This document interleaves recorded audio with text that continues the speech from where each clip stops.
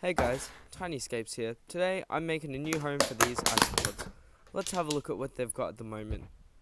So their living conditions at the moment is a basic plastic box and it's pretty simple, so I reckon we can do better. As you can see, they're doing well. But the main reason that I need to make a new house for them is because there's babies and I need room for those babies to grow. So what do I need to do then? I got this vase out from my shed, just found it, and it looks pretty nice. It's sturdy, it's quite large, and yeah, it looks quite nice. And then I'm just talking, waving my hands around here, and I put some rocks in. So rocks are really important for the hardscape. But before I do that, I need to add some other things in first.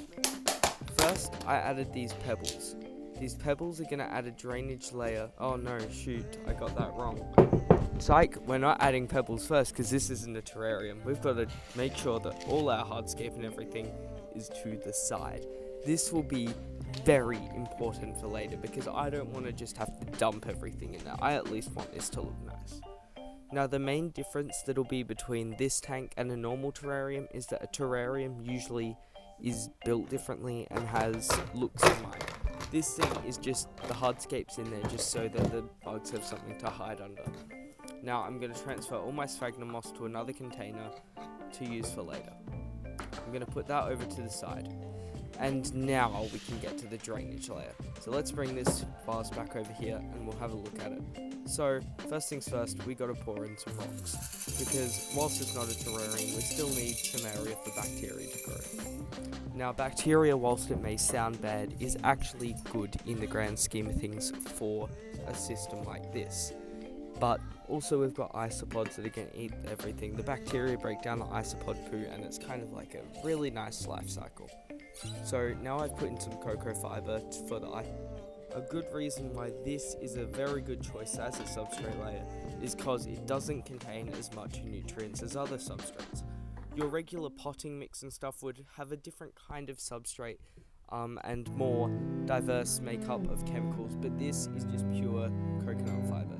It's really good for that. Now we're putting in our hardscape. The hardscape isn't for looks and such, it's just to give an area for the isopods to hide. Hiding is going to be really important because if they can't have a spot to hide, they won't breed because they need to feel secure to breed.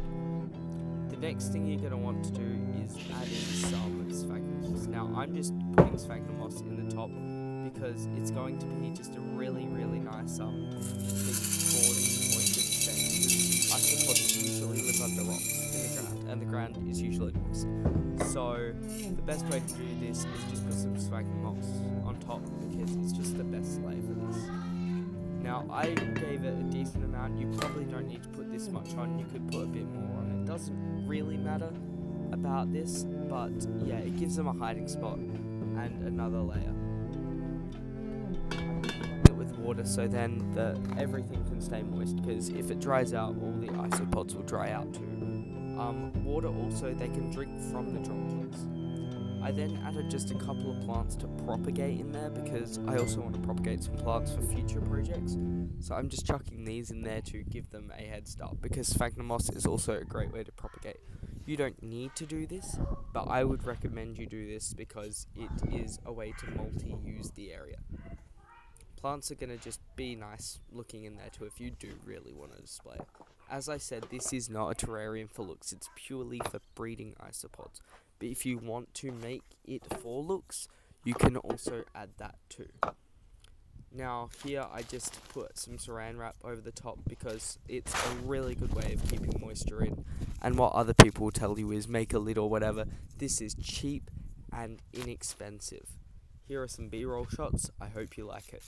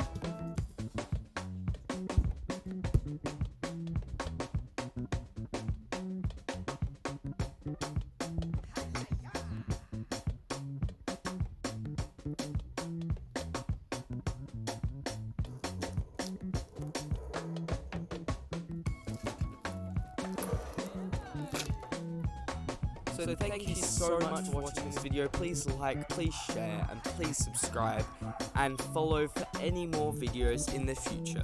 Okay, see ya!